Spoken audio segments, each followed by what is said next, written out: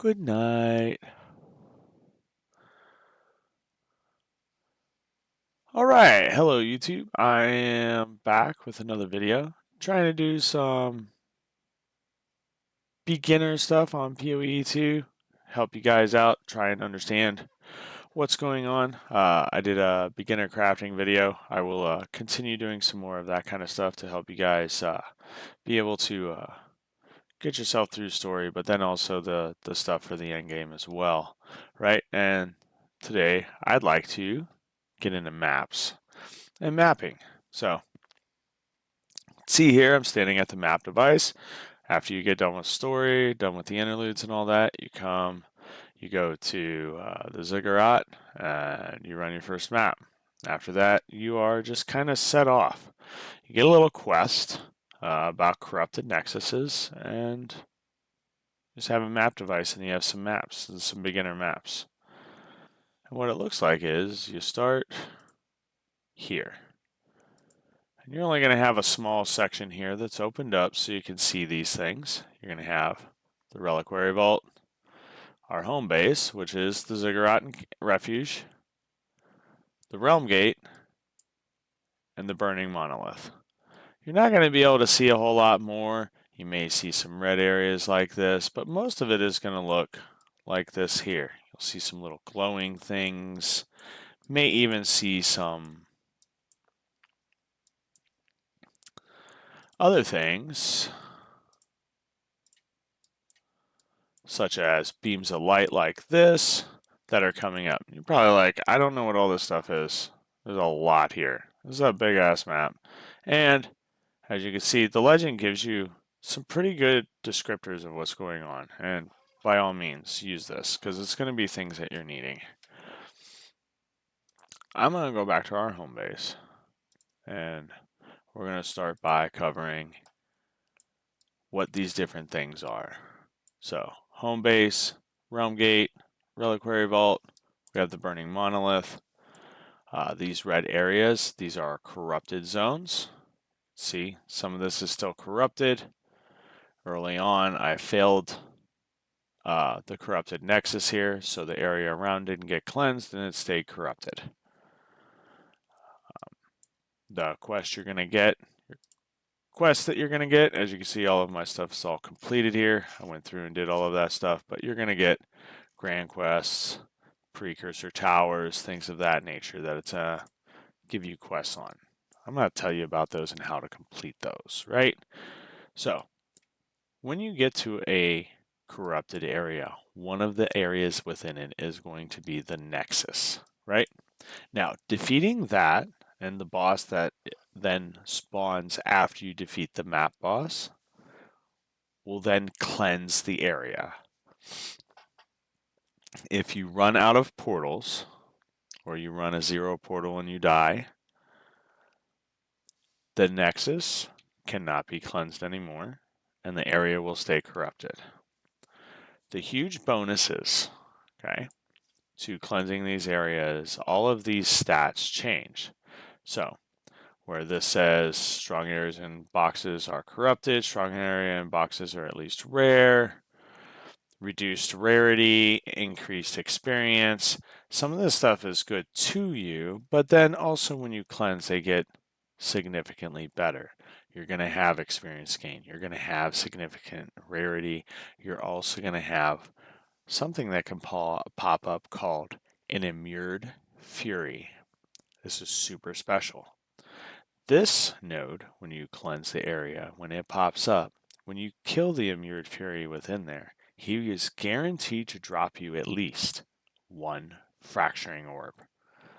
Now, you say, why is this so important? Well, early game, cleanse an area and you get an Immured Fury and you're only running T2, T3, T4 maps. That is a huge drop early on. That's going to sell for several divines and probably be able to buy you a bunch of gear that's going to propel you up to probably somewhere around T10. Okay, so that is something you definitely want to look out for when you're going after your initial corrupted areas. Hoping to get an Immured Fury. It is RNG, and I typically see 1 out of 3. Now your quest line is going to escalate in threes. Corrupted Nexus 3, 6, 9, 12, and 15. That quest line will then end and change to a different quest line. That's where then you go after Arbiter and some of the other things. We're not going to get into that quite yet. Now, Corrupted Nexuses are going to be your friends early game. You're going to want to cleanse as many as you can and progress that quest line the best you can, even if you're only on T3s for a significant amount of time. Cleansing those, being able to get that Immured Fury, being able to get that drop is going to help you out significantly. You just go to Faustus and you can instantly turn it into Divines, and now all of a sudden you're in the shop buying yourself a new weapon.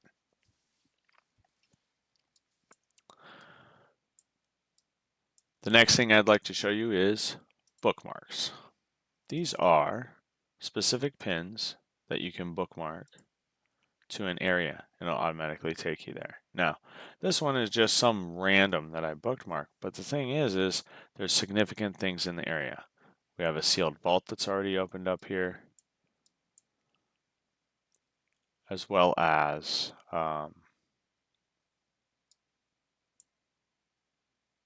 Untainted Paradise, which that's really good for getting extra XP early on if you need to level up.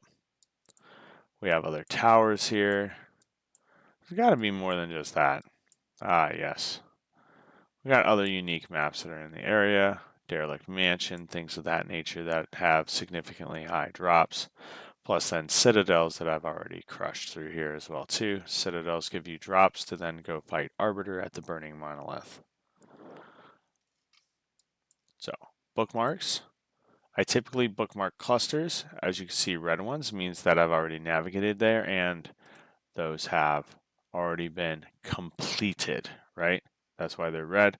The ones that are still white like this are showing an area that has been bookmarked that has not been completed. So, as you can see, sometimes as you teleport around, you will get areas that, didn't quite open up. Move your map around, it'll end up opening it up. I got a castaway here for bonus gold. Got a sealed vault here. I got the Feld hideout here. Mark this kind of stuff on my map if anybody needs this kind of stuff. It's very easy to navigate to. All right, next we do have the map legend. Map legend does go through all the different nodes, shows you what all the different meanings are. So it's like this is grayed out like this. This is inaccessible, but this one is accessible. This one has been completed, therefore all of the nodes close to it or attached to it are all going to be accessible now and being able to branch out. You can see I'm trying to come here to the tower so that way I can open up more of the area because there's a citadel here and also a citadel here.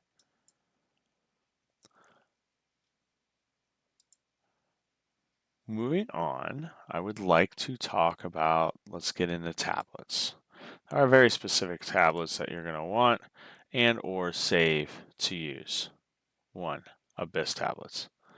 Abyss tablets turn that map into an overrun, meaning you're going to have multiple abysses, minimum of 17, and any other tablets that you have that add extra abysses, add on top of that. Very profitable maps and a very good way to farm things that are worth a significant amount of money and be able to sell them and get currency early on as well too. The most important tablet that's going to be to you is called a Grand Project. And I'm going to show you what a Grand Project does. Now, the Grand Project is used in a tower that is accessible.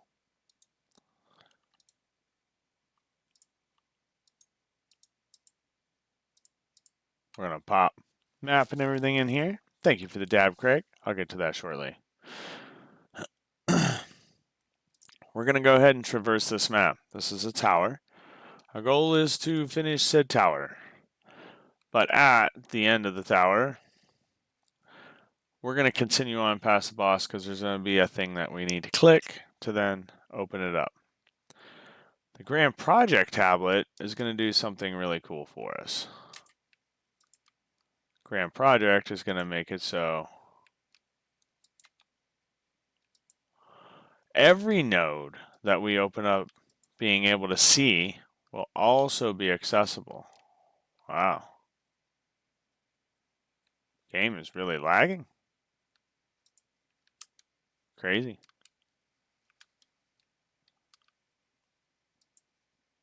I'm just going to hurry up and get to the boss and do this as quick as possible. I'm not going to do any of the events. Typically don't.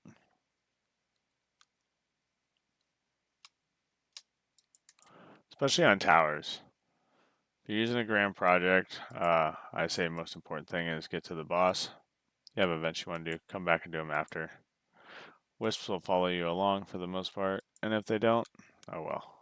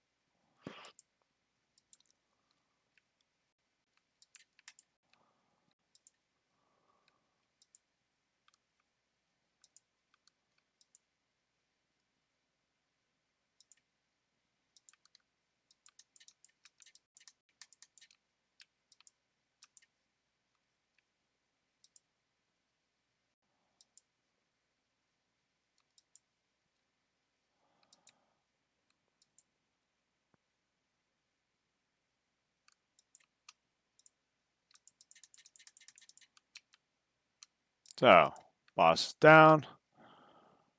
We gotta make sure and come up here. Hit our beacon.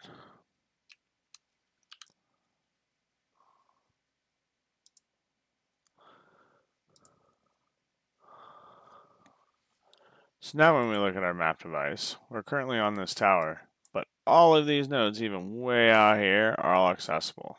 So if we want to jump directly to this citadel and do it, we can also jump over here to open up this vault.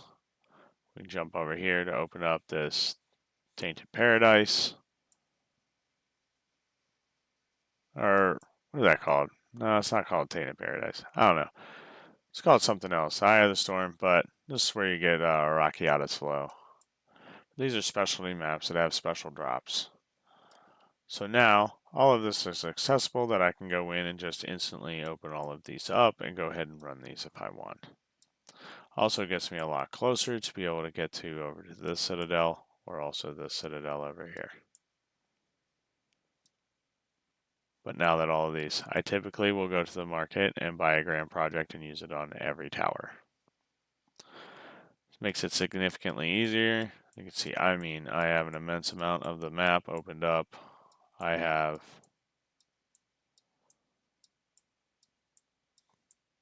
well over 1,000 maps.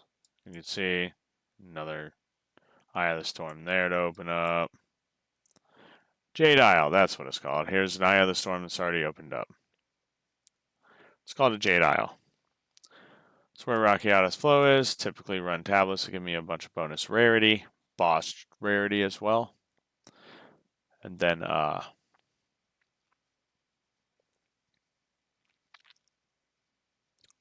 as much rarity as I can have on my gear. If you can have a rarity bot that goes with you, that helps significantly as well. But last I looked, Rakiata's Flow was really expensive. Witchwoven, 7 months in a row. Thank you, Witchwoven. Thank you very much. How are you doing this evening?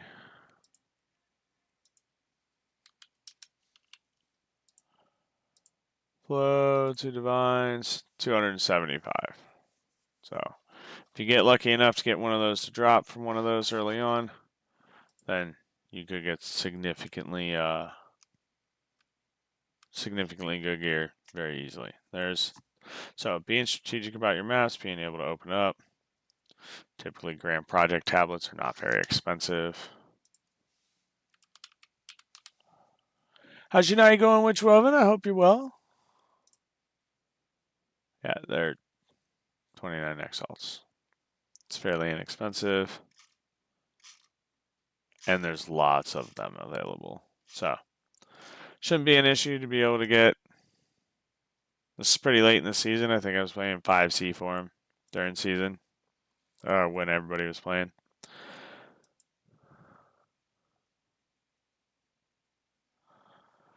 Alright, that's the basics on the map device. And a little bit in the tablets. Kind of touching towers. Wanted to touch that. Hey, what up? What's up, dude? How's your night going? How we doing? I'm cutting YouTube vids for POE2 right now. So I just went over map device and towers. I'm getting ready to go into maps and map crafting.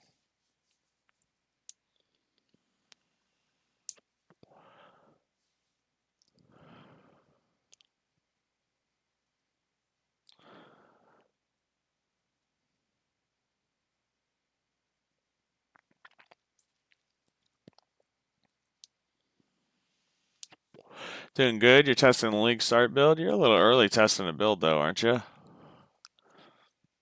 I'd wait a couple weeks if I were you. Not gonna see league for a minute. Let this Chancellor disappear. Alright, so typically I would just dump these into the stash and I would craft a whole inventory at once, but we're going to go ahead and we're going to reveal one of these to show you. So, as you can see, this map, tier 15, 4 modifier, 2 portal. So you have 2 revives available on this. Now, one thing I see on here is there's no rarity, there's no quantity, but there is pack size, right? Pack size is something that people look for too, especially on like gold maps, things of that nature. You want a map that has a lot of pack size. More monsters, more gold. But what we're going to do is we're going to grab an omen. Now, this can be used when you use a Chaos Orb. This grants pack size. This one gives us more rare magic monsters, which is very good as well. There's one I have here that I've used all season. This one's for rarity. Typically, when I'm going into a Jade Isle or something, I'll use one of these and I'll get a high rarity map. And by high rarity, I mean something that's over 100% rarity on the map itself. Typically going to have cooldown recovery rate and life and energy shield recovery rate is going to be things on those types of maps. Curses, that kind of stuff. I see temporal chains, things of that nature quite a bit. Elemental weakness. Definitely very good to use those types of omens if you have them. If you're going after something like a Rakiatis flow, it is definitely worthwhile to get that extra rarity on the map. If you have one that's already 80+%, that's probably okay, but I typically shoot for over 100%. I had a lot of those types of specialty maps on my map this season. I was very lucky. Typically, you don't have that many. So I invited a lot of people into my party to go run those because I did have, and we would run sometimes 10 specialty maps at a time because I'd have that many. So as you saw, there's 4 or 5 on my map right now that I could open up and we could all run, trying to get Rakiatis Flow or the Uthreads, several of those, upwards 1,000 diffs. But we're going to go for pack size. So we're going to grab that omen for the pack size. But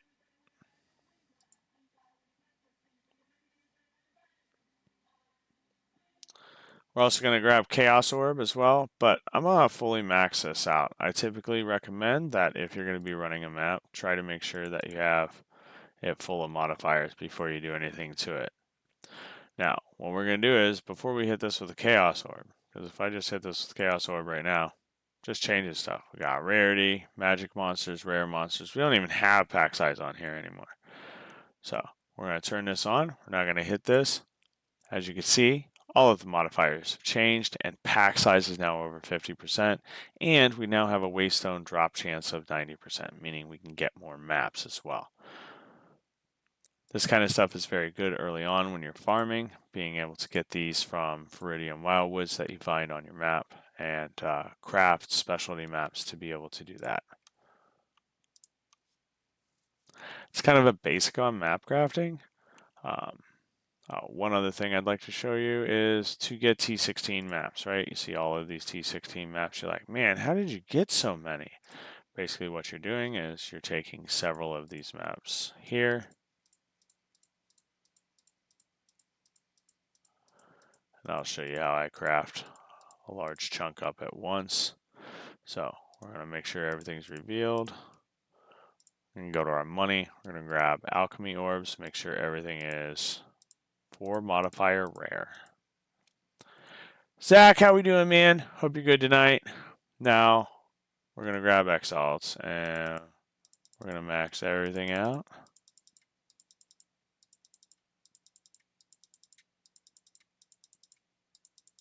All right, you can see everything's maxed out. We're now going to corrupt everything, and all of these are going to change in some way, shape, or form. Maybe good, maybe bad, hopefully.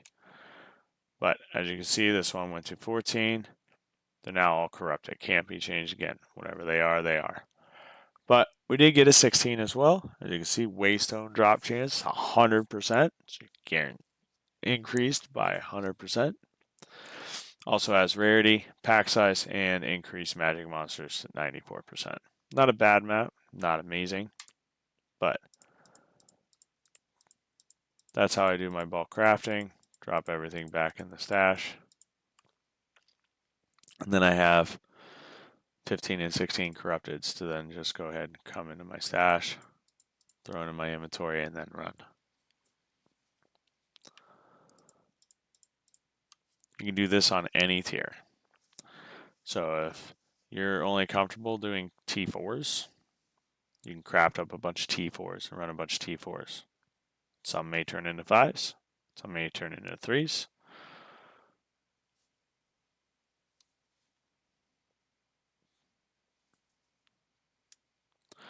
Also keep in mind that Doriani here always have maps to buy. He hasn't given me anything above T14. Hasn't given me any 15s. Thought that was weird, but it is what it is. At a certain point, you run your tablets to where you have enough drop chance, things of that nature, that you don't have to worry about it. That'll bring me into tablets. Now, I did a lot of Abyss this season. As I told you guys, we closed almost 2,000 pits. We ran a lot of Abyss. We used a lot of lights. We used a lot of echoes. We crafted a lot of stuff. I farmed most of that stuff. I did buy quite a bit, but I did farm a lot of it, which is why my Abyss tab looks the way it does, and I have just stacks and stacks of stuff still sitting here, including ancients that are just chilling. But tablets are super important. This is how you juice your maps up. The less portals you have to go re-enter a map, the more tablets you can use. If you're at 0, you can use the max 3 tablets.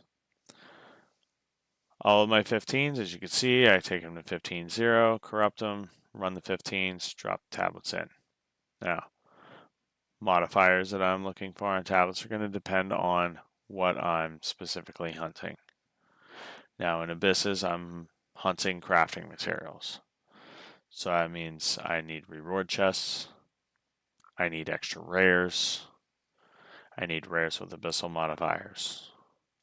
So, modifiers on my tablets, 1 additional rare monster, increased rarity, abyssal modifiers in map have difficulty, and abyssal monsters in map have increased difficulty and reward for each pit closed.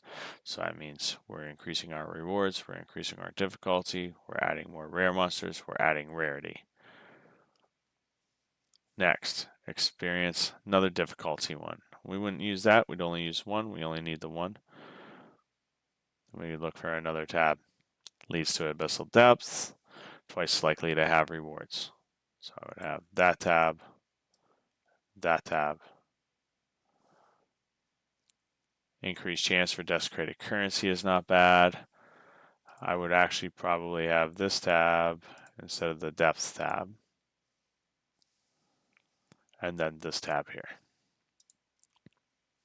So we have pack size, modifiers, experience. We have rarity, additional rare monsters, increased difficulty, rarity, twice as likely to have rewards, and then increase on the desecrated currency. Desecrated currency that we're looking for is all of this stuff down here that we're crafting with, including the ancients that are here. That's how I ran Abyss this season.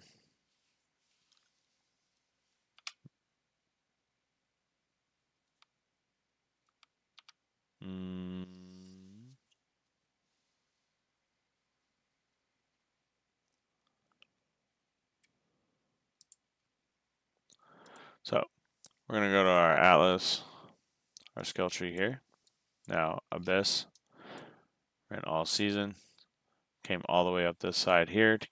This is where we get our increase for our abyssal depths, abyssal modifiers.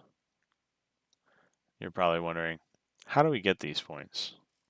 You have an 8 out of 8, 40 out of 40, 8, 8, 10 out of 10. All these are maxed out. How'd you do that? How's that happen? Well, there are specific things you need to do.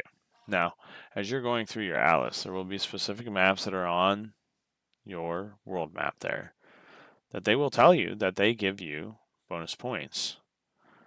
Specialty maps, unique maps, first completion of a lot of those give you points on this tree here to be able to spend. As well as going all the way up through Arbiter. Abyss, this is all based off of your abyssal depths and the different depths that you get. Different depths lead to different boss, all leading up to Kulamok, who is the abyss boss at the end, and that's how you get your final points. So going through the 3 different abyss bosses is how you fill this out here. Breach. Breach is very much the same way. Breach has a breach boss that you use breach splinters for. Those are used at the realm gate. Now, the realm gate that we talked about at the beginning, we're going to bring that back into play. We have petition splinters here. We have the different depths, and then you end up getting the Kulamok invitation that you use at the Well of Souls. You have the runic splinters from Expedition. Then you also have the simulacrum splinters from Delirium. Those are all the different pieces you need to be able to level up all of those different things. Breach I keep here on my money tab. There are 3 different levels for the splinters when you put them in there, 50, 100, and 150. After you complete each of one of those one time, you will get your 2 points from each one of those. So you get an initial 2 points getting in, and then you have your 2 points for each of the levels after, which gives you your full 8. All of the 10 at the top are based off of map bosses on your world map, and then the big center one is based off of maps on your world map. As you complete questline, corrupted nexuses, they give you Atlas points to be able to spend and continue to grow your Atlas, and then you get all of those other points from those specialty maps. I believe, one last thing. I'm going to go back to tablets for just a moment. I'm going to grab a tablet. Now, this is just a regular irradiated, which basically means it adds 1 map level. If you're ever curious about that, you can hold your alt. Area has +1 to monster level. So instead of them being 79, they're going to be 80. You can go all the way up to 83, I believe.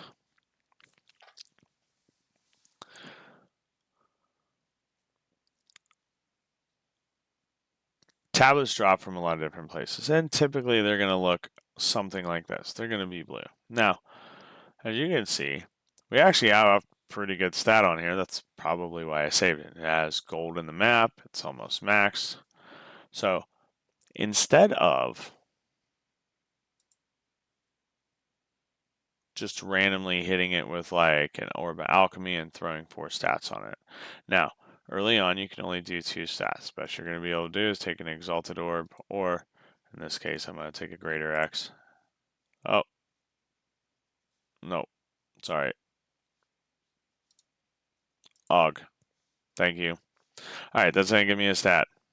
Able to contain shrines now. So, most likely going to have shrines, and you're going to get extra gold in the map. Until you beat Arbiter the first time, this is all you're going to be able to do. Once you beat Arbiter the first time, you can then increase your tablets further and actually be able to get this one, 4 stats on it. Now, as you can see, as we crafted this, got rare monsters, waystones, shrines, gold. Not awful, not amazing. If you're just randomly running maps with nothing to target for or whatever, this is going to be pretty cool. It's going to give you more maps. You're going to have extra monsters. And it's going to give you an event in there with the extra gold. It is terrible. Yes, it's pretty terrible. It turned out pretty bad. But we want to try and keep that gold chance. What we would do is we would take Chaos Orbs. We can use Chaos Orbs to be able to switch. Now all of a sudden, we have experience on and gold on the map with the extra Waystones. Early on, this probably wouldn't be too bad. Obviously, late game, you're not going to use this. What's good, September? How you doing? So, 1 Chaos Orb took this tablet from being a terrible tablet to being an okay tablet. Am I going to use it now? No. Most likely going to end up being file 13 when all of my stuff transfers out, and I don't worry about any of that and go to the new season. As you can see, I ran a lot of Abyss. There's a ton of Abyss tabs all up through here. Make sure I have plenty of tabs to be able to craft and be able to get all of the different modifiers like I showed earlier. Biggest thing is being able to get the modifiers that you need for the events that you're doing on the tablets. That's the most important part. These are your tools to farm. Again, if you can only run a T60, but you're able to do T10s with 2 revives, I think you're better off doing the T60, being able to fully juice it out with tablets. Your events are going to be a lot better, they're going to be a lot juicier, and you're going to have a better chance for the drops that you're looking for, even though the other map is 4 tiers higher.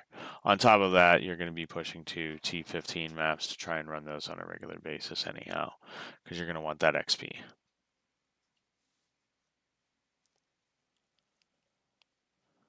All right, I think that pretty much concludes everything I got on the map device, maps, crafting, tabs, how you get your points, all of that good stuff. Covered the legend, bookmarks.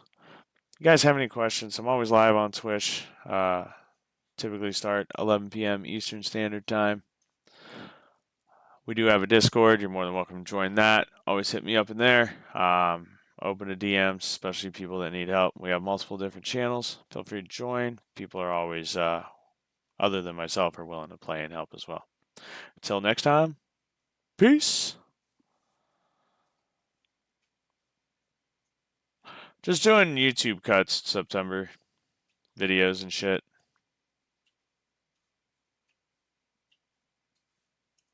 Help me, Stap Dad, I'm stuck. No, I already. No, that's outside of the cut time. Sorry, dude. Should have put that up sooner. I'd have put